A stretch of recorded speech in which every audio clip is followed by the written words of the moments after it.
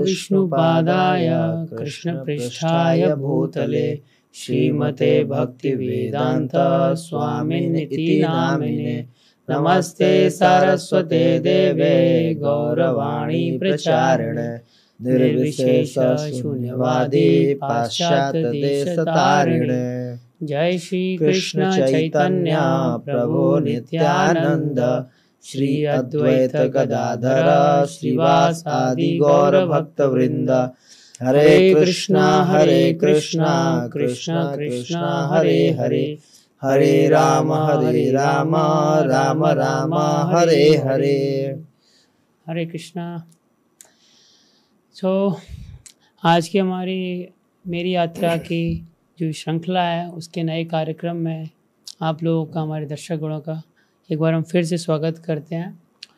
और हम इस्कॉन मायापुर का जो मायापुर टीवी के माध्यम से हर बार ये शो प्रस्तुत करते हैं और हर बार एक नए मेहमान के साथ, एक नए भक्त के साथ आप सभी लोगों का परिचय करवाते हैं, जिनके आध्यात्मिक जीवन से जो शिक्षाएं हैं, जो सीख हैं, बहुत सारे भक्त ग्रहण करते हैं और अपने जीवन में उनको लगाते हैं और अपनाते हैं, जिससे उनके भक्तिमय जीवन में काफ़ी उनको मदद मिलती है। तो आज एक बार फिर हम एक विशिष्ट अतिथि के साथ आए हुए हैं, हिज ग्रेस अमरेंद्र हरि प्रभु। हरि बोल। हरे कृष्ण। मैं प्रभु जी का ज़्यादा टाइम वेस्ट नहीं करूँगा। प्रभु जी बड़े शॉर्ट नोटिस पे आए हैं, बट फिर भी हमारा जो प्रभु जी को मैं बता दूँ कि हमारा शो का फॉर्मेट है कि मैं आपसे कुछ थोड़े बहुत प्रश्न पूछूंगा जो आपके आध्यात्मिक जीवन से जुड़े हुए होंगे और आपको उनका जैसा आपके साथ हुआ, जैसा आपका अनुभव है, जैसा आपके रियलाइजेशंस हैं, आपको भक्तों के साथ थोड़ा बताइएगा। तो हमारा पहला प्रश्न साधारण प्रश्न है कि जो आप भक्तों के संग में, इस्कॉन संस्था के संग में, उससे आप कैसे जुड़े, आपका जुड़ना कैसे हुआ? प्रभु जी, जब मैं कॉलेज में था तो मेरे हॉस्टल के पास, इंजीनियरिंग कॉलेज में हॉस्टल के पास एक मंदिर था जिसमें सारे देवी देवताओं का वो मंदिर था। तो मैं अक्सर वहाँ पर जाया करता था। अक्सर कह सकते कि डेली इवनिंग में मेरा रूटीन होता था, मैं जाता था मंदिर। तो एक बार उसी के जो पुजारी थे, तो रेगुलर मेरा जाना आना था, तो उनसे अच्छा मेरा रिलेशन बन गया था, दोस्ती हो गई थी।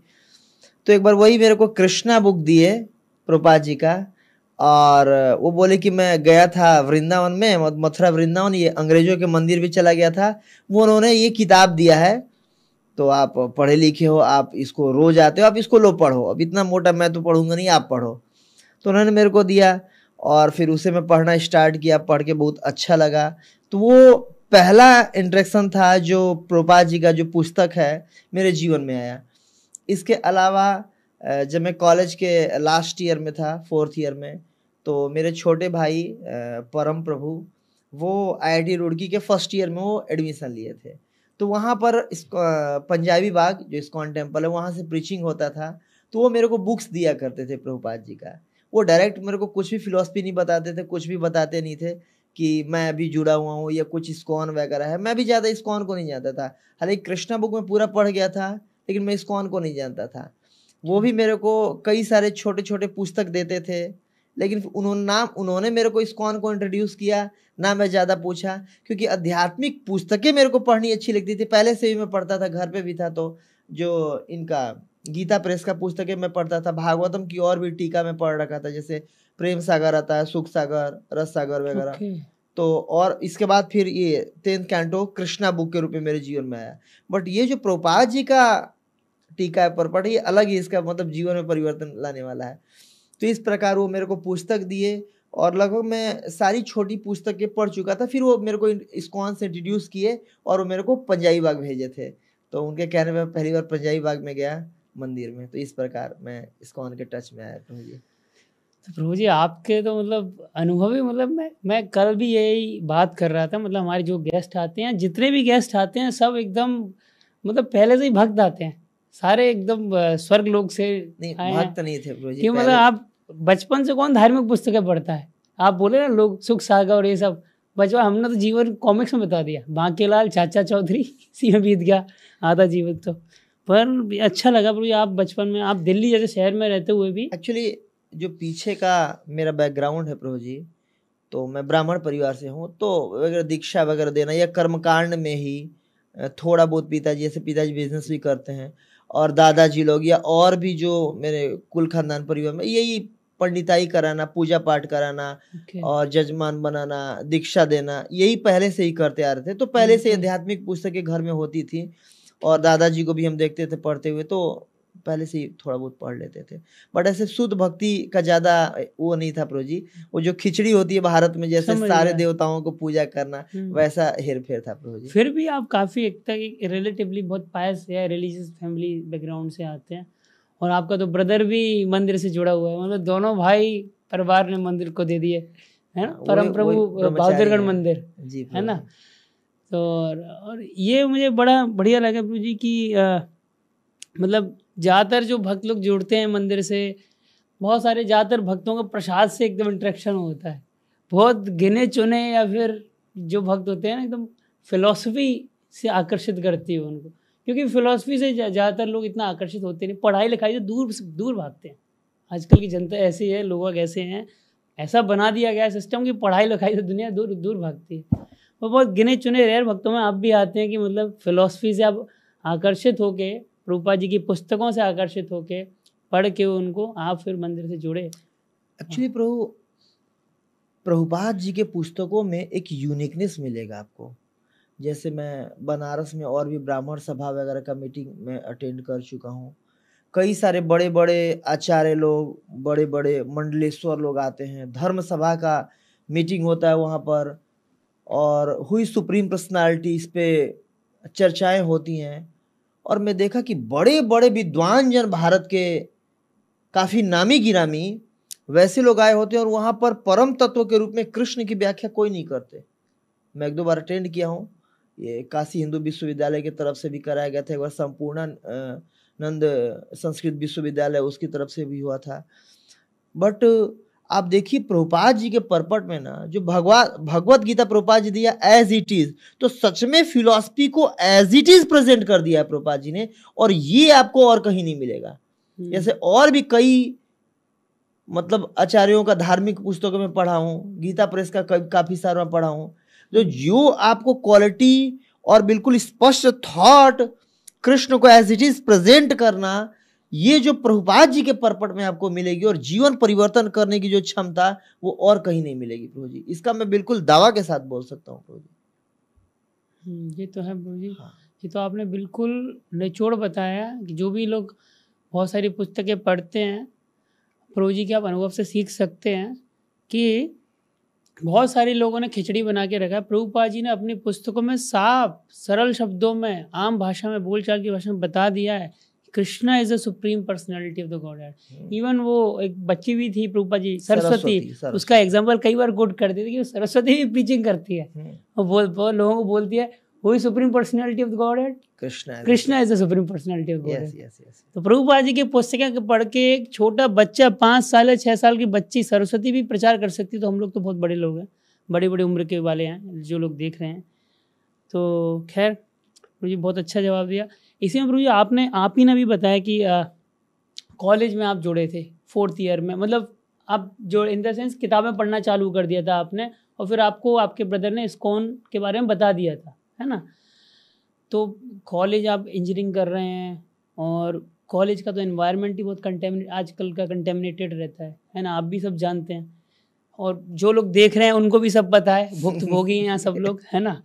तो मतलब कॉलेज के टाइम पे और भक्तिमय जीवन में जब आप जुड़े, तो मतलब कैसे आप मैनेज करते थे अपना पढ़ाई लिखाई और फिर जो आपकी साधना, और सब लोग मतलब कैसे मैनेज करते थे? शुरू में जब कॉलेज में थे प्रभु जी, तो ऐसे घर पे बचपन से ये था कि जैसे हनुमान चालीसा वगैरह पढ़ के जाना है। स्कूल में बच्चे जब थे तो कॉलेज में भी जब मैं पढ़ता था, तो सुबह में कई बार नहा के हनुमान चालीसा पढ़ के मैं कॉलेज जाता था। हालांकि दोस्तों को जो साथ में रूममेट रहते थे उनको अजीब लगता था ये कि तुम मतलब ऐसे कर रहे हो, बट फिर भी जाया करता था मैं हनुमान चालीसा पढ़ के। फिर 4th ईयर में एक बार हम लोग मॉल घूमने गए थे, वहाँ पर बुक डिस्ट्रीब्यूशन हो रहा था, तो वहाँ पर एक माता जी ने पुस्तक दी थी, भगवत गीता दी थी। एक्चुअली वो मतलब सुंदर सी माता जी थी। हम कुछ दोस्त लोग गए हुए थे, तो खुद ही हमें अप्रोच की थी। तो सारे हम दोस्तों को लग रहा था यार माता जी बहुत सुंदर है, हमें खुद अप्रोच कर रही है, बट वो बुक वो करना चाह रही थी। तो समोदर, अब क्योंकि माता जी कई बार रिक्वेस्ट कर रही थी, वो भी 2 माता जी थी, हम भी 2-3 दोस्त थे, तो उनको मना नहीं कर पाए, लेना भी नहीं चाहते थे। कोई गीता के लिए नहीं गए थे हम लोग मॉल में, समझ गए। बट लेना भी नहीं चाहते। बट अब सोचे कि अब ऐसे लड़कियों को कैसे मना करें, तो ले लिए। तो कई बार मैं भगवत गीता भी पढ़ के जाया करता था, और इससे चेतना हमारी प्यूरिफाई होती। कई सारे गलत काम करने से हम ऐसे ही बच जाते हैं। हम धार्मिक पुस्तकों को जब पढ़ते हैं तो एक कोई भी गलत काम करने से पहले ना आपकी बुद्धि आपके मन को बोलता है कि नहीं ये गलत है, इसे नहीं करना चाहिए। जैसे कॉलेज के एनवायरनमेंट में, हॉस्टल्स वगैरह में, और आप देखिए विशेष रूप से इंजीनियरिंग कॉलेज में, अगर 4th ईयर तक जाते जाते 90% लोग सिगरेट पीना, बियर पीना वगैरह स्टार्ट कर देते हैं। बट उस समय भी इन आध्यात्मिक पुस्तक जो हम पढ़े हुए थे, और विशेष रूप से प्रभु जी, मैं मतलब गरुड़ पुराण कई बार सुना हुआ था पहले। अच्छा। तो गरुड़ पुराण के चलते ऐसा लगता था ओ ये गलती करूंगा तो ये नरक में ये सजा है, जिसके चलते जीवन में इन चीजों से थोड़ा मैं दूर हाथ नहीं लगाया। और बाकी कॉलेज के बाद और मैं अच्छे तरीके से बेस जीवन को अपनाया। बेस में मैं रहता था और वहां से ऑफिस जाया करता था। ओके। तो प्रभु जी ने जो बेस बताया, बेस का मतलब होता है कि हमारे इस्कॉन के छोटे छोटे सेंटर्स होते हैं जहाँ पे स्टूडेंट लोग या जॉब नौकरी पेशा लोग रहते हैं, और वो वहाँ पे रह के भक्ति करते हैं, वहीं पे मॉर्निंग प्रोग्राम मंगल आरती करते हैं, और जो स्टूडेंट है या जॉब करते हैं फिर मॉर्निंग प्रोग्राम के बाद अपनी अपनी जगह चले जाते हैं, तो उसको बेस बोलते हैं। और वैसे बेस का लाइफ स्टाइल जी बहुत अच्छा है। बेस बहुत बहुत मदद किया जीवन में हमारे, कैसे बिल्कुल जीवन को रेगुलेट कर देना है, डिसिप्लिन कर देना है। और अगर ये व्यक्ति सीख जाए डिसिप्लिन जीवन जीना, सात्विक जीवन जीना, तो कहीं भी प्रभु जी कोई भी व्यक्ति जीवन में अव्वल परफॉर्मेंस करेगा, पीछे नहीं रहेगा प्रभु जी। जैसे बेस का जो कल्चर है, बस 2 मिनट में लूंगा बेस बताने के लिए। जैसे सुबह में जैसे कहते हैं early to bed and early to rise make the man healthy and wealthy and wise.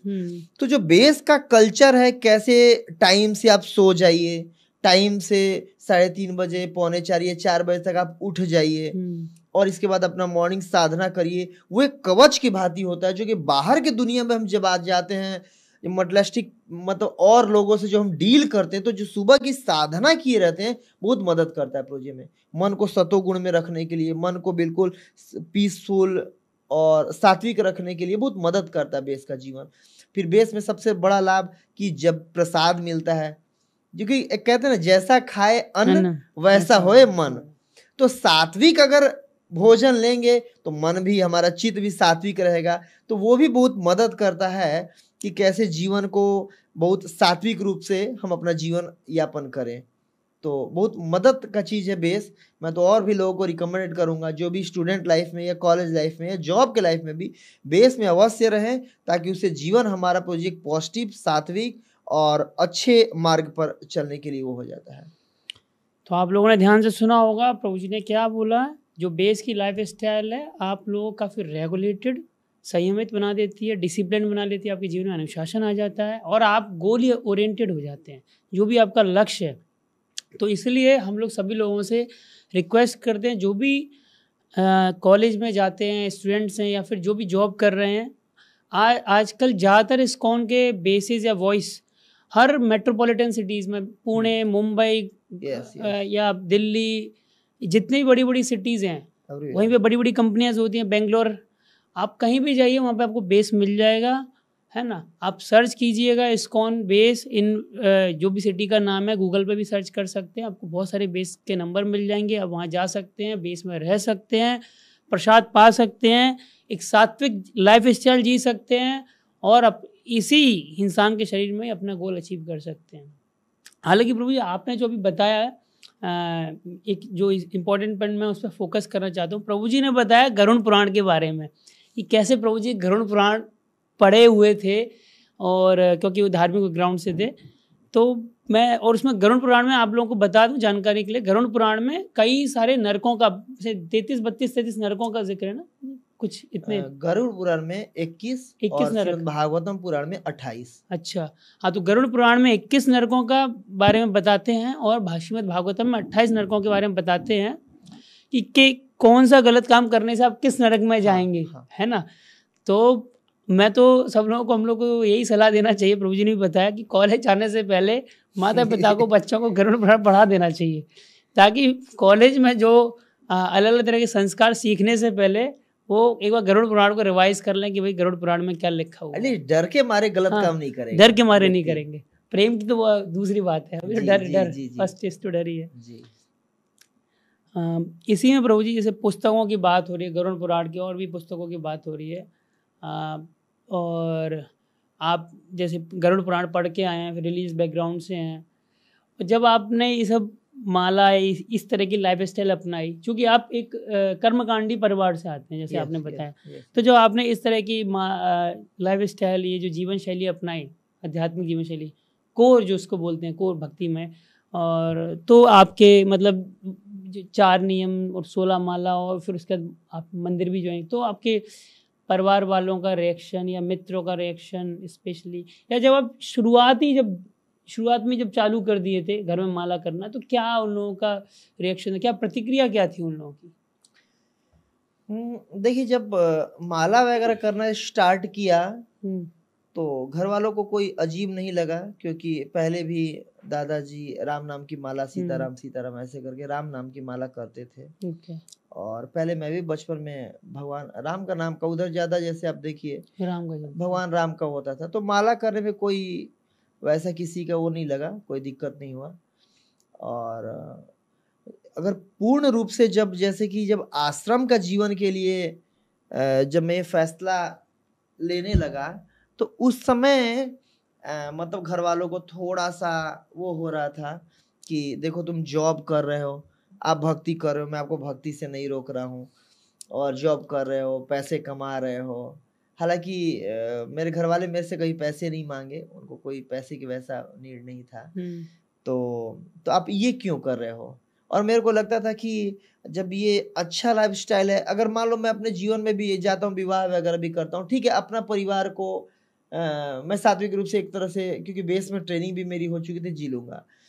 लेकिन मेरे को लगा कि जैसे कि एक कहते हैं ना कि भगत सिंह सबको अच्छे लगते हैं, सब लोग जय भगत सिंह कहते हैं, बट भगत सिंह मेरे परिवार से नहीं होना चाहिए। देश की रक्षा होना चाहिए, भगत सिंह होना चाहिए, भगत सिंह मेरे परिवार से नहीं होना चाहिए। तो देखिए, कोई ना कोई तो समाज के सभी लोगों के भला करने के लिए, उद्धार करने के लिए, और कॉमन पीपल के मदद करने के लिए किसी न किसी को तो अपना लाइफ डेडिकेट करना पड़ेगा ना। और थिंकिंग दिस कि अगर मैं पारिवारिक जीवन में जाता हूँ तो अपना या अपने परिवार का, ये 2-4 और जो मेरे से इन्फ्लुएंस है उनका मैं कुछ भला कर सकता हूँ। बट मैं अगर full time as a monk, as a brahmachari अगर मैं प्रीच करूंगा, तो पूरा मेरे पे समय होगा कि और मैं समाज के लोगों का और लोगों का मैं भला कर पाऊंगा। तो इस प्रकार ये सोच करके कि मैं ज्यादा से ज्यादा लोगों का, जैसे भागवतम में कहा गया, तपेयन्ते लोकतापेन साधवः प्रायसो जन परम आराधनम तद्धि पुरुषस्य अखिलात्मन। ये सुखदेव गोस्वामी ने शिव जी के लिए बोला है। जब शिव जी समुद्र मंथन की लीला में शिव जी नहीं गए थे, लेकिन जब जहर उत्पन्न हुआ विष, तो कौन पिया? शिव जी। तो प्रभुपाद जी लिख रहे हैं कि जो वैष्णव होते हैं वो पर दुखी होते हैं, दूसरों के जीवन को दुखी देख करके दुखी होना। तो मुझे लगा कि ठीक, मैं अपना अगर लाइफ सेक्रीफाइस करने से और अगर हजारों लोगों के जीवन में कुछ पॉजिटिव कंट्रीब्यूशन कर पाता हूं, तो मनुष्य का जीवन त्याग के लिए मिला हुआ है, मनुष्य का जीवन और लोगों के लिए भला करने के लिए मिला हुआ है। तो फिर मैं ये जीवन अपनाया प्रभु जी। हालांकि मेरी माता जी प्रसन्न है मेरी इस लाइफस्टाइल से, रेगुलर बात होता है अभी, मतलब रेगुलर मेरे को आशीर्वाद देती हैं। पिताजी थोड़े मतलब ज्यादा प्रसन्न नहीं है, और भगवान की इच्छा रही वो भी, माता जी जैसे मेरी 16 माला करती है, घर में सब लोग 16 माला करने लगे हैं, पिताजी भी करने लगेंगे, और धीरे धीरे भगवान भक्त बनाएंगे उनको।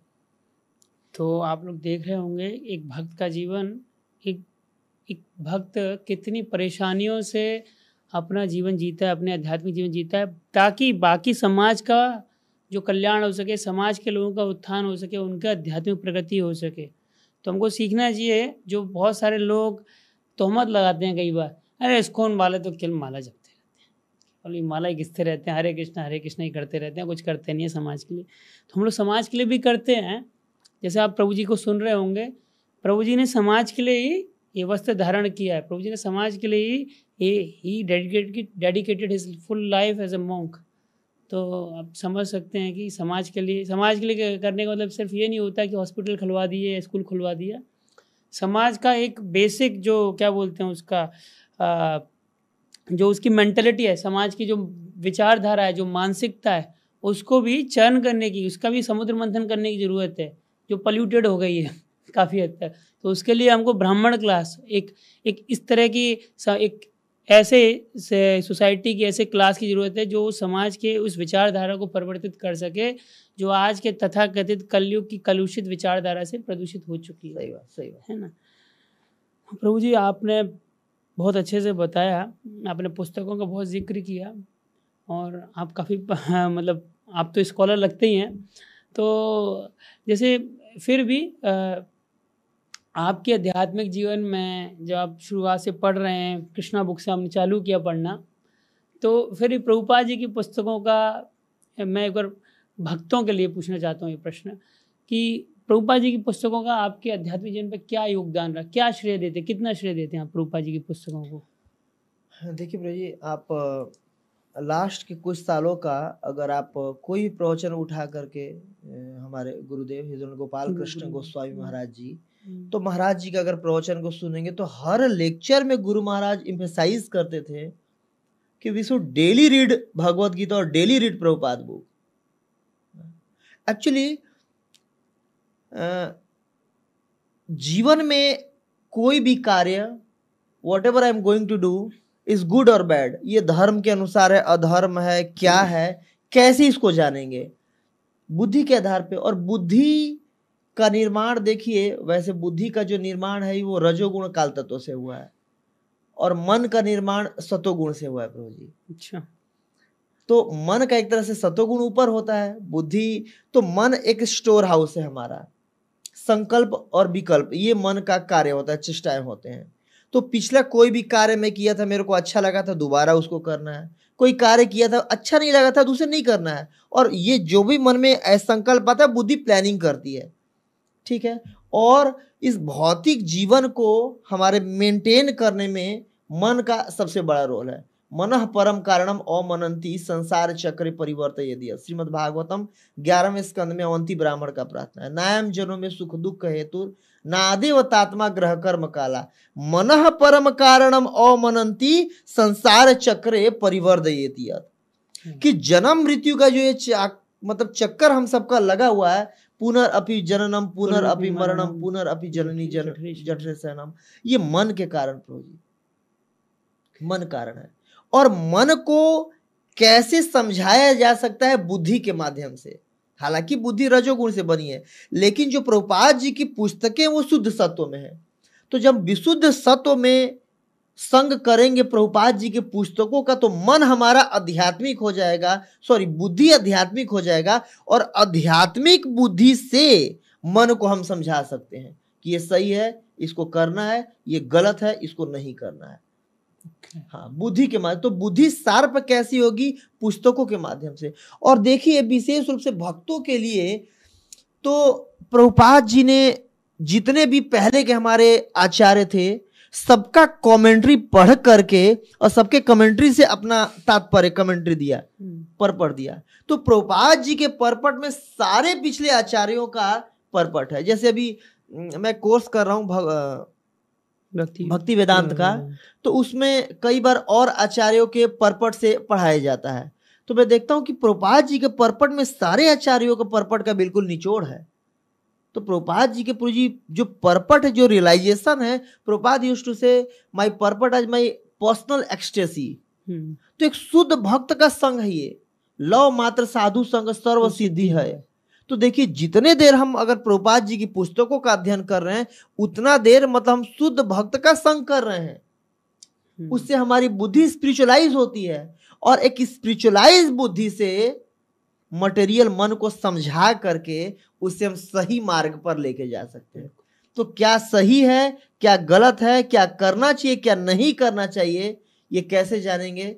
जब बुद्धि स्पिरिचुअलाइज होगी। और बुद्धि कैसे स्पिरिचुअलाइज होगी? प्रभुपाद जी के ग्रंथों का अध्ययन करने से। तो ये प्रभु जी मेरा तो समझ प्रभु में जी है। बहुत अच्छे से आपने समझाया कि प्रभु जी ने कितना अच्छे से एक्सप्लेन किया कि मन और बुद्धि का रिलेशनशिप, स्पेशली मन को समझाना है तो बुद्धि स्पिरिचुअलाइज होनी चाहिए। और बुद्धि स्पिरिचुअलाइज कैसे होगी? जब हम बुद्धि को, प्रभुपाद जी की पुस्तक हैं जो कि शुद्ध विशुद्ध सत्व में आती हैं, जो कि 3 गुणों से ऊपर हैं, जो प्रभुपाद जी की पर्सनल एक्सटेसी है, जो प्रभुपाद जी खुद बोलते थे ये मुझसे कृष्ण लिखवा रहे हैं, जो प्रभुपाद जी खुद की पुस्तकें पढ़ते थे।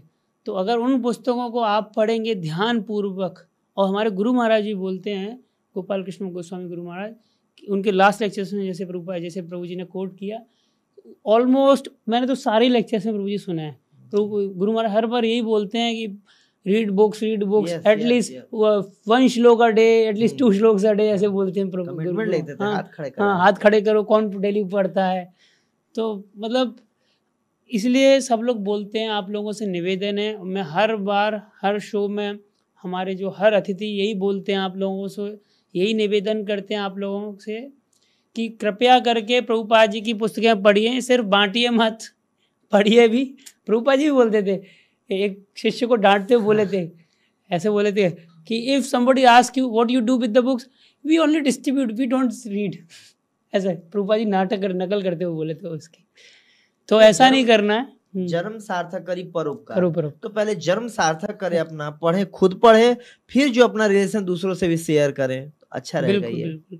तो ये भी आपने प्रभु जी ने ये भी बताया। और दूसरा एक पॉइंट प्रभु जी ने बहुत स्पेसिफिकली मेंशन किया, जिसमें मैं फोकस करना चाह रहा हूँ, बार एम्फेसाइज कर रहे हैं कि प्रभुपाद जी ने पुस्तक ऐसा नहीं कि अपने मन से लिख दिया। प्रभुपाद जी ने पूरी परंपरा, पूरे उनके जो पूर्ववर्ती आचार्य हैं, जो प्रीवियस हमारे आचार्य हैं, उनके जो परपट हैं, उनके जो तात्पर्य हैं, उनको पूरा इंक्लूड किया। तो उसका जो निचोड़ है, और पिछले जो एक अतिथि आए थे उन्होंने भी बताया था काफ़ी, और मैंने भी रियलाइज़ किया है कि प्रभु जो एग्जाम्पल वो लोग कोट करते हैं, हाँ।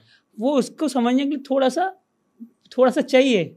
आजकल के लोगों में इतना है नहीं। तो प्रभुपाद जी ने जो आजकल के एग्जाम्पल दिए, वो एक बच्चा भी मतलब समझ सकता है, मॉडर्न एग्जाम्पल दिए, है ना। तो अगर आप प्रभुपाद जी की पुस्तकें पढ़ेंगे तो आपको समझ में आएगा व्हाट एग्जैक्टली इज वैष्णव धर्म, व्हाट एग्जैक्टली इज सनातन धर्म, what is the goal of, हमारे जीवन का लक्ष्य क्या है, हम यहाँ क्यों आए हैं, ये सब पता चलेगा आप लोगों को। तो प्रभु जी ने आपको ट्रेलर दिया है, हम हर बार आपको ट्रेलर ही दिया करेंगे, सब पिक्चर नहीं दिखाएंगे। पिक्चर के लिए आपको पूरी टिकट खरीदनी पड़ेगी। टिकट खरीदने का पैसा है प्रभुपाद जी की बुक्स, ठीक है, वो हम नहीं करेंगे, वो आप ही को करना है, ठीक है। हम सिर्फ यहाँ ट्रेलर दिखाया करेंगे आपको, ठीक है। प्रभु जी अब आगे चलते हैं अगले प्रश्न की तरफ। जैसे प्रभु जी आप दिल्ली जैसे शहर में रह रहे हैं, आपको पता ही है, आप हनुमान चालीसा पढ़ के कॉलेज में जाते थे, और कॉलेज में तो आपके फ्रेंड जो तथाकथित हिंदू हैं या सनातन धर्म के अवलंबी हैं, वो हनुमान चालीसा पढ़ने में ऐसे करते हैं। तो कॉलेज का एनवायरनमेंट तो इतना मतलब दूषित हो गया है। तो आजकल के ये युग जो है, जो आधुनिक युग, इसमें भक्ति करना आपको क्या लगता है, कितना मतलब कठिन है कि कितना दूभर है, कितना आसान है भक्त के लिए, क्या है, क्या लगता है आपको, क्या टिप्पणी करेंगे इस बारे में?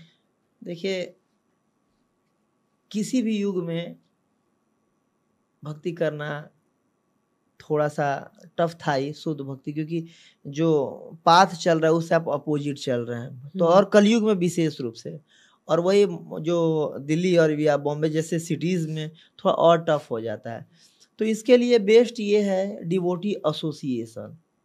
जितना ज़्यादा साधु के संग में रहेंगे, भक्तों के संग में रहेंगे, तो कहीं भी अगर हम जाएं, किसी शहर में जॉब करने जा रहे हैं या कहीं भी, तो ये प्रयास करें कि साधु का संग वहाँ जरूर मिले।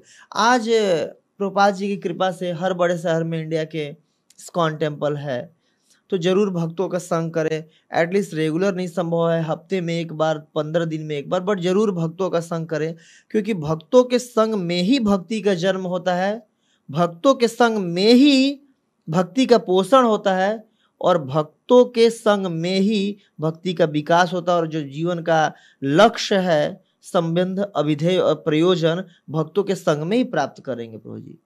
सो डिवोटी एसोसिएशन इज वेरी मतलब एसेंशियल, इट इज मस्ट प्रभु जी। कि भक्तों के साथ में रहें ताकि भक्ति का हमारा और विकास होता रहे। तो ये इसमें कहना चाहूँगा। बाकी थोड़ा टफ होता है, मॉडर्न गैजेट्स वगैरह भी हैं, बट देखिए अगर इन्हीं गैजेट्स का अगर हम यूज़ करेंगे, जैसे यहाँ पर देखिए रिकॉर्डिंग मशीन है, इन्हीं सब चीज़ों का यूज़ करें भक्ति के प्रचार के लिए, और इन्हीं चीज़ों का यूज़ कर सकते हैं हम माया के प्रचार के लिए, तो ये अपने ऊपर। देखिए साइंस अच्छा है या साइंस बुरा है, ये डिपेंड करता है कि साइंस का आप कैसे यूज़ कर रहे हैं। तो वही है, जैसे अगर बुद्धि आपकी स्पिरिचुअलाइज हो जाएगी तो हर मटेरियल चीज को स्पिरिचुअल चीज में यूज करेंगे। Actually Prabhupada used to say, you also have listened many times, कि nothing is material because everything comes from Krishna. Krishna से भगवद गीता, भूमि रपो अनल वायु खम मनो बुद्धि ओच अहंकार इतियम में भिन्ना प्रकृति अष्टधा, that all 8 materials comes from Krishna only. So how, कैसे कोई भौतिक चीज हो सकता है? हर चीज कृष्ण से आती है, हर चीज स्पिरिचुअल है। तो भौतिक क्या है? भौतिक हमारी वो दृष्टि है जो किसी भी चीज को कृष्ण से अलग देखना, किसी भी चीज को कृष्ण से अलग देखना, ये भौतिक दृष्टि है, ये भौतिक है। हर चीज कृष्ण का है, हर चीज कृष्ण की सेवा में लगा सकते हैं। इसी को युक्त वैराग्य, इसी को तो रूप गोस्वामी ने कहा है। मतलब हर चीज को कैसे कृष्ण के सेवा, हर चीज कृष्ण से आया है और कृष्ण के सेवा में लगना चाहिए। तो अगर हम पुस्तकों का दोबारा इम्फेसाइज कर अगर अध्ययन करेंगे, भक्तों के संग में रहेंगे, तो जान जाएंगे कि कैसे हर चीज को कृष्ण की सेवा में लगाना। जैसे सूत भक्त कहते हैं, स्थावर जंगम ना देखे देखे तार मूर्ति, सर्वत्र है निज इष्ट देव स्फूर्ति। हर चीज को अपने इष्ट देव की स्फूर्ति में देखता है। तो ऐसे जब हम भक्ति करते हैं तो प्रयास हम करें कि जो भी हमारे पास मॉडर्न गैजेट्स हैं या जो भी हैं, हम सबको भक्ति में लगाएं और भक्ति में उन्नति करने के लिए सबका यूज करें, माया में उन्नति करने के लिए नहीं। प्रभु जी की जितने आंसर्स हैं, मुझे लग रहा है आप लोग सब ध्यान से सुन रहे होंगे। सुन रहे हैं ना आप लोग? हाँ, तो मैं आप लोगों से यही बोल रहा हूँ, प्रभु जी ने कितना अच्छे से समझाया कि ये मॉडर्न युग में भक्ति करना थोड़ा सा कठिन है, क्योंकि अब धारा के विपरीत जा रहे हैं। हाँ, पर भक्तों के संग में प्रभु जी ने बहुत ये वाला पॉइंट बताया, बहुत अच्छे से बताया। मैं आप लोगों को बोलूँगा, इसको नोट डाउन कर सकते हैं। प्रभु जी ने बताया 3 चीज़ें कि जन्म, विकास और पोषण। भक्तों के संग में ही भक्ति का जन्म होता है, भक्तों के संग में ही भक्ति का विकास होता है और भक्तों के संग में ही भक्ति का पोषण होता है। तो अकेले आप क्या बोलते हैं, निर्जन भजन नहीं कर सकते। मैं अकेले भजन करूँगा, क्योंकि कलयुग है। ये कलयुग में आजकल कोई इतना शुद्ध रहा नहीं, इतनी शुद्ध विचारधारा रही नहीं, मानसिकता रही नहीं, खान पान भी रहा नहीं। तो आपको भक्तों के संग, क्या बोलते हैं, कलयुग में संग में शक्ति है, ये भी है, कलौ संग शक्ति। और प्रभु जी ने ये भी बताया कि बहुत अच्छे से बताया। प्रभुपाद जी ने भी कई बार अपने लेक्चर से बोला है कि सब, वैसे तो हर कुछ आध्यात्मिक है, सब कुछ कृष्ण से आया है, पर जहाँ हम उस वस्तु या व्यक्ति को भौतिक नज़रिए से या हम सोचें उसको पर्सनल सेंस ग्रेटिफिकेशन, उसको निज आत्म तृप्ति के लिए, आत्म इंद्रिय तृप्ति के लिए अगर इस्तेमाल करें, या उसका संबंध, या हम उसको कृष्ण से अलग करके देखें, वहीं वो चीज़ या वो वस्तु या वो शक्ति या ऊर्जा भौतिक में आ जाती है। वैसे कुछ ही भौतिक नहीं है, पर जैसे आपने कृष्ण से अलग करके देखा, वो भौतिक बन जाता है। ये तो प्रभु जी आपने बहुत अच्छे से इस बारे में हम लोगों को बताया। एक चीज़ वो पूछना है प्रभु जी इसी बारे में आप लोगों से। हाँ, स्पेशली जब आप बाहर देखते हैं, लोगों से मिलते हैं, और लोग आते हैं हमारे बहुत सारे मंदिरों में, स्पेशली हम लोगों को तो काफ़ी मतलब इन द सेंस काफ़ी हम लोग, जैसे बहुत सारे लोग अलग अलग तरीके से आते हैं मंदिर में। yes. हाँ, तो सबसे ज़्यादा जैसे आपको आकर्षित क्या लगता है, मतलब इस्कॉन में जैसे बहुत सारे लोगों को अलग अलग चीज़ें आकर्षित करती है ना? तो हो सकता है आपको एक से ज़्यादा चीज़ें भी आकर्षित करते हैं, तो इस बारे में थोड़ा सा प्रकाश डालिए गुरु जी। देखिए, जो सबसे अच्छी चीज़ मेरे को लगती है, हाँ, भगवान ने सबको अलग अलग बनाया है, अलग अलग। हमारे पता है 4 तरह के लोग उनके शरण में आते हैं, चतुर्विधा भजन, जना सुकृतन अर्जुन, आर्थो जिज्ञासी, अर्थार्थी और ज्ञानी। मतलब कोई ना कोई इसी कैटेगरी में होता है जो कृष्ण के पास आते हैं, भक्ति में आते हैं, अप्रोच करते हैं। तो मेरे को सबसे जो अच्छा चीज़ लगा था वो प्रभुपाद जी की प्योर फिलॉसफी। एक्चुअली कई सारे आप श्लोक उठाएंगे गीता के और लोगों के आप परपट पढ़िए और प्रभुपाद जी का परपट पढ़िए, आपको प्योरिटी समझ में आ जाती है। जैसे कि एक एग्जाम्पल छोटा सा मैं देता हूँ, 7वें अध्याय का 20 नंबर श्लोक, काम शस्त्र हित ज्ञान प्रपदंते अन्य देवता तम तम निवास है प्रकृति नियता सोया।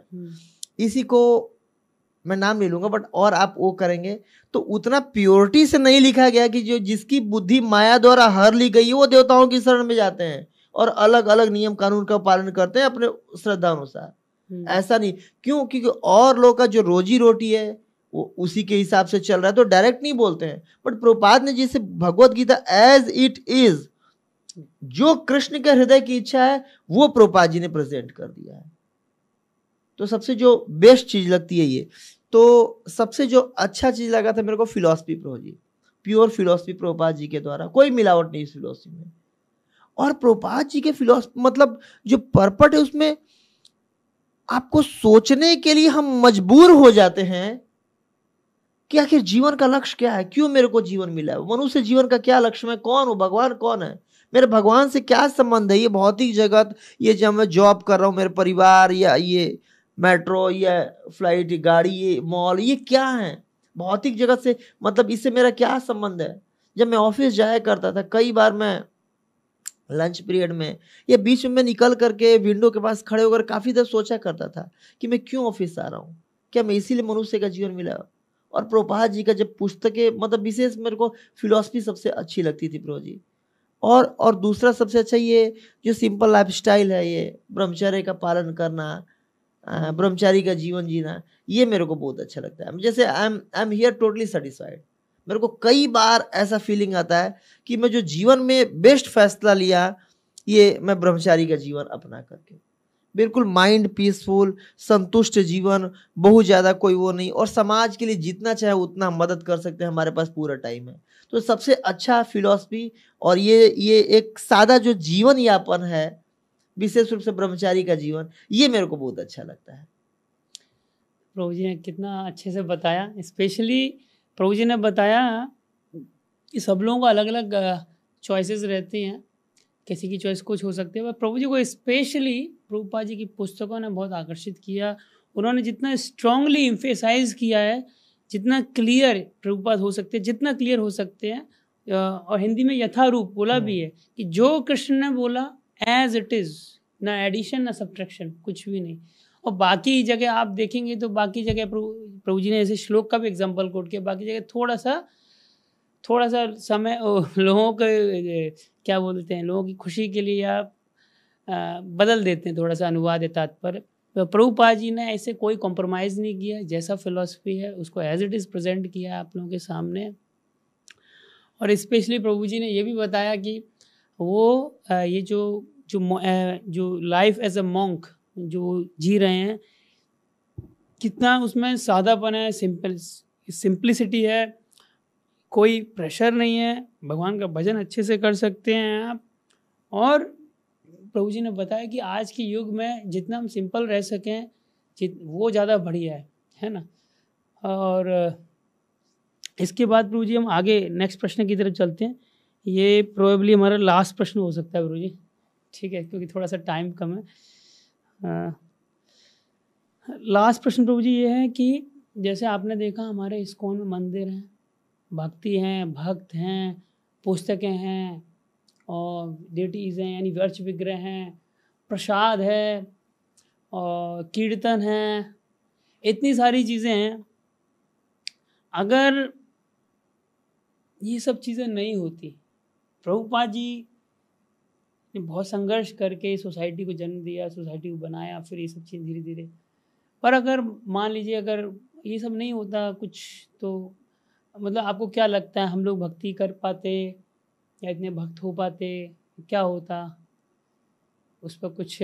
इसकी कल्पना भी नहीं कर सकते अगर प्रभुपाद जी की पुस्तकें हमारे जीवन में नहीं आती, ये भक्तों का संघ जो प्रभुपाद जी मेहनत करके बनाए हैं, ये नहीं होता है, कल्पना भी नहीं कर सकते इसकी। मतलब कितना अब अब जैसे मटेरियल जीवन की बात आती है तो उस जीवन को व्यापन नहीं कर सकते। अब लगता है कि कैसे उस जीवन को जी पाएंगे, अब दोबारा से वापस लौटने के थॉट से भी डर लगता है।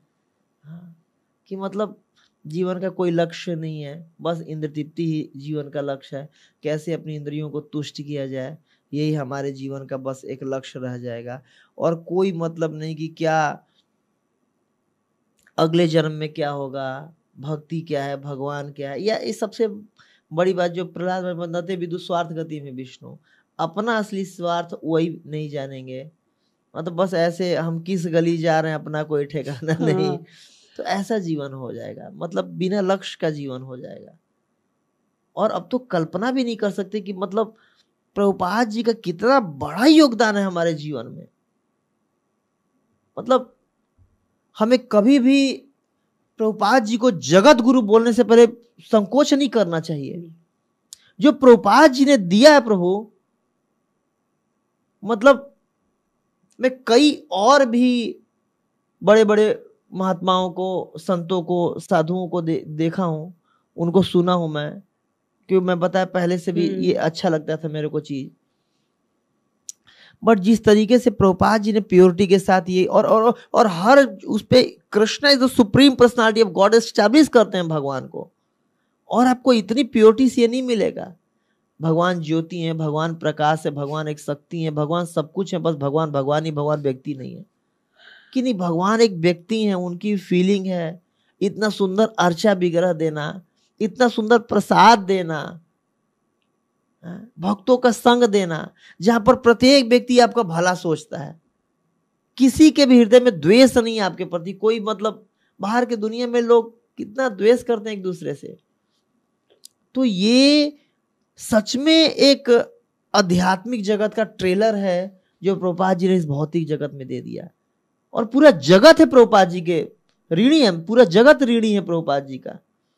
कोई माने या नहीं माने, पर पूरा जगत प्रभुपाद जी का ऋण है। क्योंकि कलयुग में कहते हैं कृते ध्याय तो विष्णु तृतयाम यजते मखई द्वापरे परिचर्यानम कलौ तदहर कीर्तनम। कलयुग का युग धर्म है। और आज पूरी आप देखिए दुनिया के हर देश में संकीर्तन हो रहा है। ये प्रभुपाद जी ने पूरे दुनिया में, पूरे पाश्चात्य देशों में भी इसको फैलाया। और जब संकीर्तन होता है तो ही देवताओं को भोजन मिलता है, और देवता लोग प्रसन्न होकर हमें बारिश देते हैं, जिससे हमारा ये अन्न हम लोग पाते हैं। तो पूरी देखिए जगत को चलाने में संकीर्तन का बहुत बड़ा योगदान है, और ये प्रभुपाद जी का योगदान है, कंट्रीब्यूशन है पूरे वर्ल्ड के लिए।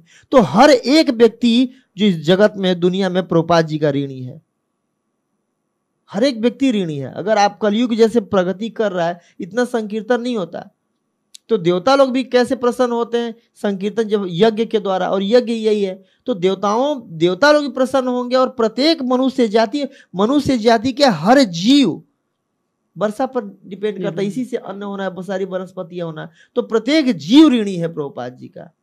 और हम सोच भी नहीं सकते अगर प्रभुपाद जी ने ये इतना कष्ट उठा करके 70 साल की आयु में जो किया है, अगर नहीं किए होते, नरक की जीवन जी रहे होते हमें, बिल्कुल पता नहीं क्या होता, खा पी रहे होते, क्या कर रहे होते, कुछ नहीं पता था कि जीवन का क्या है। बस इंद्र तृप्ति हमारे जीवन का लक्ष्य होता, वही कर रहे थे। बिल्कुल आप सोचिए ना कि मतलब फर्श से अर्श पे, क्या कहते हैं उसको, फर्श से अर्श, हाँ बिल्कुल, नाली के कीड़े बिल्कुल वहां से उठा के कहाँ प्रभुपाद जी ने रख दिया। तो बहुत बड़ा, मतलब मेरे जीवन में तो पर्सनली है ही, सबके जीवन में, कोई माने या ना माने, प्रत्येक जीव के जीवन में प्रभुपाद जी का ये बहुत बड़ा योगदान है। सॉरी, मतलब कुछ मैं हार्ड वर्ड बोला हूँ प्रभु जी, बिल्कुल आपने प्रभु जी बोल रहे हैं, प्रभु जी की विनम्रता है, पर मैं थोड़ा विनम्र कम हूँ। मैं भी चाहता हूँ विनम्र होना, पर प्रभु जी ने बिल्कुल सही बोला है कि प्रभुपाद जी का योगदान ऐसा नहीं है कि सिर्फ इस्कॉन के भक्तों के लिए है, या केवल इस्कॉन का उन्होंने जो मूवमेंट या इस्कॉन की संस्था खोल दी, केवल इस्कॉन में जो जुड़ा हुआ है उनके लिए प्रभुपाद जी ने अच्छा किया है, क्योंकि हम इस्कॉन से जुड़े हुए हैं तो हम इस प्रभुपाद जी की तारीफ करेंगे, ऐसा नहीं है। अगर कोई, प्रभु जी ने अपने बारे में बताया, बहुत सारे लोग हैं, मैं भी बोल रहा हूँ कि अगर प्रभुपाद जी नहीं होते तो हम लोग जहाँ पर हैं नहीं होते। हमारी जो मानसिकता है, जो बाहर के लोगों की मानसिकता होती है, द्वेषपूर्ण मानसिकता, और पर दुख सुखी आज वैष्णव की मानसिकता होती है पर दुख दुखी, बाहर की मानसिकता है पर दुख सुखी और पर सुख दुखी, है ना। तो ऐसी मानसिकता, ऐसे लोगों के बीच में हम रह रहे थे, ऐसी मानसिकता हमारी हो गई थी। पर प्रभुपाद जी की पुस्तक है, प्रभुपाद जी के भक्तों से मिल के, भक्ति करके, मंदिरों में विग्रह के दर्शन करके, प्रसाद पाके, इसके कारण हमारी चेतना शुद्ध होते होते हम ये है। तो अगर इसी के कारण, इसी को प्रभुपाद जी ने ऐसे टाइम पे संसार की मदद की जब संसार सबसे ज़्यादा गर्त में था। एक व्यक्ति 70 साल की उम्र में विदेश गया अपने गुरु का आदेश पालन करने के लिए, कोई साधारण कोई सामान्य बात नहीं है। प्रभु जी ने वो वाला बताया, और स्पेशली प्रभु जी ने ये भी बहुत अच्छे से सिद्ध कर दिया, अन्नाद भवंती भूतानी पर्जन्याद अन्न संभव, कि ये तो भगवत गीता में साफ लिखा हुआ है कि इस कलयुग का जो यज्ञ है कलो तद हरि कीर्तनाथ, मतलब भगवान हरि का संकीर्तन है। और संकीर्तन कैसे चालू हुआ? प्रभुपाद जी के मूवमेंट के कारण, हरे कृष्णा जो आंदोलन है उसके कारण पूरे संसार में संकीर्तन हो रहा है। संकीर्तन होने से क्या होता है? देवताओं को प्रसन्न होते हैं, क्योंकि उनको यज्ञ हो रहा है, एक तरह का यज्ञ है। कलयुग का यही यज्ञ है, कलयुग का यही धर्म है, यज्ञ करना। और यज्ञ क्या है? हरि नाम संकीर्तन। तो देवता जब प्रसन्न होते हैं तो देवता बारिश करते हैं। प्रभु जी ने सिद्ध किया बहुत अच्छे से। प्रभु जी ने क्या बोलते हैं, रिलेशनशिप इस्टेब्लिश किया। मैं लोगों को ये बताना चाह रहा हूँ कि ऐसा नहीं कि प्रभुपाद जी कल इस्कॉन के भक्तों के लिए हेल्पफुल है। पूरी दुनिया को जो अभी धरती अन्न दे रही है इसी के कारण दे रही है, क्योंकि हर जगह भगवान के पवित्र नाम का संकीर्तन हो रहा है, भगवान के पवित्र नाम का उच्चारण हो रहा है, जो भी भक्त लोग बन रहे हैं। इसीलिए हम लोग प्रयास कर रहे हैं कि ज़्यादा से ज़्यादा संकीर्तन मूवमेंट का प्रचार हो। प्रभु जी बस एक लास्ट प्रश्न आपसे, आपने बहुत अच्छा बोला, जैसे अभी आप मंदिर में फुल टाइम जुड़े हुए हैं एज ए मॉन्क, तो अभी आप जब से जुड़े हैं और अभी तक आपने किस प्रकार की सेवाएं की हैं, अभी आप कौन सी सेवाएं कर रहे हैं, और थोड़ा सेवाओं में क्या क्या चैलेंजेस आते हैं, थोड़ा सा इस पर प्रकाश डालिए। प्रभु जी, मैं जब से जुड़ा तब से लगभग सेम ही सेवा है मेरा। ओके। मैं यूथ प्रीचिंग का सेवा करता हूँ प्रभु जी। कॉलेज में भी पहले DU में सेवा, दिल्ली यूनिवर्सिटी में नॉर्थ कैंपस में हमारा बेस था। वहाँ हम जाते थे कॉलेज वगैरह के, जैसे KMC कॉलेज, रामजस या हिंदू, ये सब कॉलेज में रजिस्ट्रेशन वगैरह करते थे, भक्तों को जोड़ते थे। फिर बाद में टेम्पल में, इस्कॉन टेम्पल रोहिणी में मैं रहता हूँ, वहाँ पर टेम्पल फील्ड में मेरा यूथ प्रीचिंग का वो सेवा है। तो वहाँ पे अलग अलग कोचिंग इंस्टीट्यूट्स में भी जा कर के वहाँ से बच्चों को जोड़ते हैं। ये जो टेम्पल में भी आते हैं वहाँ से बच्चों को जोड़ते हैं। कुछ CA इंस्टीट्यूट्स है या कुछ इंजीनियरिंग, और फिर जो DU के भी कॉलेज हैं, IP यूनिवर्सिटी के, वहाँ भी हम प्रयास करते हैं भक्तों को, मतलब बच्चों को भक्त बनाया जा सके। देखिए ऐसे भक्त तो प्रभुपाद जी बनाते हैं, हम तो बस प्रयास उनके बिहाफ पे कर रहे हैं प्रभु जी। तो ये मेरी सेवा रही है, और इसमें थोड़ा सा चैलेंज अपना भी आता है, पर्सनल कंफर्ट भी कई बार त्यागना पड़ता है। मैं बेस चलाता हूँ, बेस में काफ़ी बच्चे रहते हैं और उन बच्चों को हम ट्रेन करते हैं। जैसे कि कुछ बच्चे कॉलेज गोइंग स्टूडेंट्स हैं, कुछ ऑफिस जाने वाले हैं, तो उनका लाइफस्टाइल भी हमें मैनेज करना होता है, मतलब उनको भी एक गाइडेंस देनी होती है। तो कई बार अपना बहुत लाइफ हैक्टिक हो जाता है, अपना शेड्यूल उनको उनका पूरा बेस मैनेज के करने के चक्कर में, क्योंकि सुबह से लेकर रात तक के हर क्रिया को उनको मतलब सहायता करना, हेल्प करना, उनका गाइडेंस देना, तो कई घंटे, कई बार किसी के भी देखिए जीवन को सुधारने के लिए ना, आप उसके जीवन में बहुत पॉजिटिव पहले कंट्रीब्यूशन करिएगा, तब जाके कोई आपकी बात मानता है। बहुत अच्छा रिलेशन रहना चाहिए, भक्तों से अच्छा रिलेशन बनाते हैं ताकि वो भी हमें एज अपना मतलब एक सुहृद के रूप में हमें देख के हम पे ट्रस्ट कर सके। तो इस प्रकार ये सेवा रही है। और दूसरे मैं श्रीमद् भागवतम वगैरह जो क्लासेस, ये लव फिस्ट मंदिर में कौन देगा, वो भी मैं मैनेज करता हूँ, कई सालों से वो मेरी सेवा रही है। तो इसी बहाने बहुत अच्छा रहता है कि मैं भागवतम क्लास में बैठता हूँ, क्योंकि मैं स्पीकर को बुलाया रहता हूँ, तो आए रहते हैं, मुझे खोजते हैं, तो उसी बहाने मैं भी क्लास में बैठता हूँ, अटेंटिव सुनता हूँ, और मुझे पर्सनली भागवतम सुनना अच्छा भी लगता है। That's why I have taken this service. और विशेष रूप से केशव मुरारी जी ने, जो हमारे मंदिर के अध्यक्ष हैं, प्रेसिडेंट हैं, कृपा करके ये सेवा मेरे को दी हुई है कई सालों से। तो ये प्रभु जी का कृपा है मेरे ऊपर, ताकि मैं भागवतम पर्सनल जीवन में भी मैं रिलीज करता हूँ और सुनता भी हूँ। तो ये मेरी सेवा है। और गेस्ट केयर की मैं सेवा देख रहा था कि जो भी वैष्णव आते हैं मंदिर में, उनको केयर करना, प्रसाद खिलाना, कई बार उनके चरणों की मसाज करते हैं, अच्छा लगता है। कई सन्यासी आते हैं, उनके चरणों का मसाज करते हैं, उनके कपड़े धो देते हैं, या जो भी हमारा सौभाग्य कि ऐसे वैष्णवों का सेवा करने का मौका मिलता है। कहते हैं फिर इसमें जो 3 महाबल है, भक्त पद धूलि, भक्त पद जल, भक्त भुक्त अवशेष, 3 महाबल, तो ये महाबल भी मिलता रहता है भक्तों का। जैसे प्रसाद खिलाते हैं, कई सन्यासी मंदिर में आते हैं तो उनका उचिष्ट कुछ मिल जाता है, चरण धूलि मिल जाता है, चरण उनका दबाते हैं तो ऐसे लगता है कि ठीक है। वो जैसे बुजुर्ग है, जैसे घर में भी मेरे कल्चर था प्रभु जी कि हम दादाजी का या पिताजी का पैर दबाते थे, तो वहाँ पर वैष्णव लोग आते हैं, कई सन्यासी लोग आते हैं तो उनका हम चरण दबाते हैं। तो ये मुझे अच्छा लगता है, वैष्णव सेवा करना भी और यूथ प्रीचिंग करना मुझे अच्छा लगता है। और ये कई बार हैक्टिक हो जाता है अपना शेड्यूल, क्योंकि आप कोई मान लीजिए महाराज जी लोग आए, उनका चरण दबा रहे हैं, सेवा कर रहे हैं, तो उनके सोने के बाद सोए तो 11 बज जाता है, फिर मंगला आरती में कोई ऑप्शन है नहीं। तो मतलब प्रभुपाद जी ने सबसे अच्छा जो दिया लाइफ को रेगुलेट करने के लिए मॉर्निंग प्रोग्राम। और ट्रेनिंग में जो हमारे ट्रेनर है हिजग्रस अमृत गौरपुर जी, उन्होंने सिखाया था कि अगर पूरा मॉर्निंग प्रोग्राम आप करोगे तो कहीं माया में नहीं फंसोगे, है कि नहीं। तो वो मैं प्रयास करता हूँ पूरा 4:30 से 9 तक पूरा मॉर्निंग प्रोग्राम किया जाए, उसमें कोई समझौता नहीं, कोई समझौता नहीं, बिल्कुल। शरीर है, स्वस्थ है, नहीं है, कुछ भी है, पूरा मॉर्निंग प्रोग्राम करना है। और मॉर्निंग प्रोग्राम में अपने आप में बहुत बड़ी ऊर्जा है। तो इस प्रकार कई बार हैक्टिक हो जाता है, शरीर बहुत थका रहता है, रात में भी लेट सोए थे, कई बार प्रीचिंग में भी चले जाते हैं, संडे को बहुत टाइट हो जाता है शेड्यूल, कॉलिंग करना होता है, लेकिन लगता है ठीक है। ये एक देखिए, जो भी कर रहे हैं, प्रयास कर रहे हैं, जितना भी भगवान ने अपना क्षमता दी है कृष्ण के लिए कर रहे हैं। और होता है जो भगवान 240 में गीता में बोले, नेहा विक्रम नास्वस्ति प्रत्यवाय न बीतते स्वल्पम अपि यस्य धर्म से त्रायतो महतो भय, कि जो भी कर रहे हैं ना हमारे इटर्नल क्रेडिट में काउंट हो रहा है। तो कई बार थक भी जाते हैं, कई बार लगता है कि इतना सेवा हो गया, फिर भी लगता है कि नहीं, जो भी कर रहे हैं इटर्नल क्रेडिट में काउंट हो रहा है, तो लेट्स डू, ये कृष्ण की प्रसन्नता के लिए करना है। तो इस प्रकार मतलब personally Prabhu ji I am, मतलब अगर मैं अपना वो करूं तो I am very much satisfied with this life. At least अगर अगला भी जीवन अगर अपने कर्मों के साथ पता नहीं कहाँ मिलेगा, क्या मिलेगा, तो मैं ही भगवान से प्रार्थना करूंगा मतलब ब्रह्मचारी और सन्यासी ही बनाए। मतलब मैं सेटिस्फाइड हूँ इस जीवन में, दूसरों का ही मौका मिलता है, प्लस अपना भी थोड़ा सात्विक जीवन है, शांत जीवन जीने का मौका मिलता है, पीसफुल।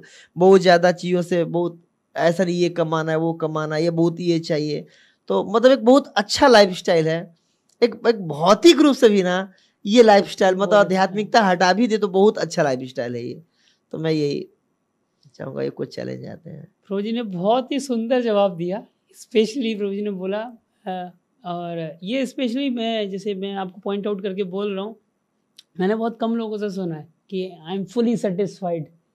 भक्ति में आने के बाद भी लोगों जैसे ये शब्द बहुत कम इस्तेमाल करते हैं, कई बार होता है। हाँ, पर प्रभु जी आपका जैसे आपके सुन के ऐसा नहीं आप सिर्फ you are doing some lip service, आपके फेस एक्सप्रेशन, आपके चेहरे से ही पता चल रहा है यू आर कम्प्लीटली सेटिस्फाइड। और प्रभु जी ने जो बोला कि अगली बार अगर चलिए कोई कर्म हमारे ऐसे रहे हैं, हमको अगली बार भी मिल जाए ह्यूमन फॉर्म, तो भी हम चाहते हैं कि हम ऐसे ब्रह्मचारी, ऐसे सन्यासी जीवन जिए। मुझे बहुत अच्छा लगा आपका पॉइंट। और आप लोगों ने भी ध्यान से सुना होगा कि प्रभु जी यूथ प्रीचिंग करते हैं, बहुत सारे बच्चों को, जो कॉलेज गोइंग बच्चे हैं, लड़के हैं, और जो जॉब करते हैं, उनको भक्त बनाते हैं। और प्रभु जी ने स्पेशल एक पॉइंट बहुत अच्छा बोला, मैं उसको एलेबोरेट कर रहा हूँ। प्रभु जी ने बोला भक्त हम नहीं बनाते, प्रभुपाद जी बनाते हैं। प्रभु जी का बोलने का मतलब ये है कि हम लोग जो प्रीचिंग करते हैं, प्रभुपाद जी की बुक्स या प्रभुपाद जी के लेक्चर सुन के प्रीचिंग करके, तो प्रभुपाद जी इनडायरेक्टली भक्त बनाते हैं। तो आप लोगों से सबसे निवेदन है, बार बार निवेदन किया जा रहा है, जो लोग हमारे श्रोतागण हैं, जो इस शो को देखते हैं, कि आप प्रभुपाद जी की बुक्स को पढ़िए और प्रभुपाद जी के लेक्चर्स को सुनिए डेली बेसिस पे, 15 मिनट, आधा घंटा, 1 घंटा, जितना आप कर सकते हैं सुनिए, थोड़ा बहुत सुनिए, है ना, और नियम बनाइए उसको। और प्रभु जी ने जैसे जो प्रॉब्लम्स बताएं, स्पेशली कि जो शेड्यूल है उनका, स्केड्यूल काफ़ी हेक्टिक हो जाता है, बहुत टाइम नहीं मिलता, बहुत एकदम कट टू कट थक जाते हैं, बहुत टायर्ड, बहुत थक जाते हैं, बहुत थकान हो जाता है, कभी कभार रात में लेट सोते हैं, फिर सुबह मंगल आरती भी जाना है। और स्पेशली मंगल आरती के पॉइंट से याद आया, प्रभु जी ने बोला जो मॉर्निंग प्रोग्राम है, उन्होंने अपने ट्रेनर एनडीपी, सॉरी यहाँ पीवीटी बोलते हैं ना पंजाबी बाग में जी, हाँ, पीवीटी ट्रेनर, मायापुर में एनडीपी बोलते हैं, न्यू डिवोटी प्रोग्राम। तो पीवीटी ट्रेनर हिज ग्रेस अमृत गौर प्रभु का एग्जाम्पल दिया उन्होंने। वो बोलते हैं कि अगर आप पूरा मॉर्निंग प्रोग्राम करेंगे तो यू विल नेवर इंटरप्ट इन माया, कभी माया में फंसेंगे नहीं। प्रभुपाद जी भी यही बोलते हैं। प्रभुपाद जी ने मॉर्निंग प्रोग्राम दिया ही इसलिए कि हमारे भक्त खाली नहीं बैठे हैं, सुबह उठें, जल्दी उठें, हरिनाम करें, रीडिंग करें, हेयरिंग करें, तीनों चीज़ कंप्लीट हो जाए उनकी, तब उसके बाद, और फिर प्रसाद, उसके बाद फिर वो अपनी सेवा युद्ध के लिए निकलें। पहले शील्ड जैसे जो कवर, जो कवच पहन लिया उन्होंने, उसके बाद अब युद्ध में लड़ाई करने जा रहे हैं। तो हमारा तो डेली माया के साथ युद्ध करना है। और एक बात मुझे खुद याद आया कि हमको डेली लड़ाई जीतनी है। माया अगर एक भी दिन जीत गई तो काम खत्म है ना। माया को बस एक दिन चाहिए, हमको हमेशा जीतना है। मतलब बहुत सारे लोग सही आदत बनाने में टाइम लगता है, गलत आदत तुरंत अपने आप बन जाती है। पानी का स्वभाव ही है नीचे की तरफ बहना, है ना। कॉन्शियसनेस जाती है आपकी नीचे की तरफ। और ये भक्त ने भी बताया मेरे को कि, मैंने भी सुना है कि माया को बस एक दिन चाहिए, एक भी दिन उसने तुमको हरा दिया, काम खत्म हो जाएगा। तुमको डेली जीतना है, तुमको डेली जीतना है माया से, माया में नहीं पढ़ना है। तो माया में ना पढ़े, उसके लिए प्रभुपाद जी बोलते हैं, प्रार्थना करते थे। प्रभुपाद जी अपने एग्जाम्पल से बताते थे, प्रार्थना करते थे वो। और दूसरा, डेली प्रभुपाद जी ने जो मॉडल दिया, जो प्रोसेस दिया, अगर हम डेली उसको फॉलो करें, मॉर्निंग प्रोग्राम मंगल आरती फॉलो करें, तो प्रभु जी ये हमारा आज का सफ़र, जो मेरी यात्रा का आपके साथ यहीं पे समाप्त होता है। Thank you. और मैं प्रभु जी आपका बहुत तहे दिल से हम लोग आभारी हैं, स्पेशली मायापुर टीवी, कि आपने अपना कीमती वक्त, कीमती समय निकाला, आप यहाँ तक आए हम लोगों के लिए, हमारे दर्शक गणों के लिए, हमारे श्रोता गणों के लिए, जो मायापुर टीवी के व्यूअर्स हैं, जो सब देख रहे हैं ये सब, और जो डिवोटीज़ नहीं भी हैं, जो बनने का प्रयास कर रहे हैं, जो थोड़ा बहुत एस्पायर करते हैं, सभी के लिए तो आपने अपना समय निकाला, यहाँ तक आए। धन्यवाद प्रभु जी। और मैं मायापुर टीवी का भी धन्यवाद करता हूँ कि हम लोगों को बार बार नए नए अतिथियों से मिलवाते हैं। तो यहीं पे हम लोग इस शो की समाप्ति करते हैं, और आशा करते हैं कि अगली बार फिर एक नए अतिथि, एक नए भक्त से आप लोगों की मुलाकात करवाएंगे। हरे कृष्ण। हरे कृष्ण। श्री प्रभुपाद की जय।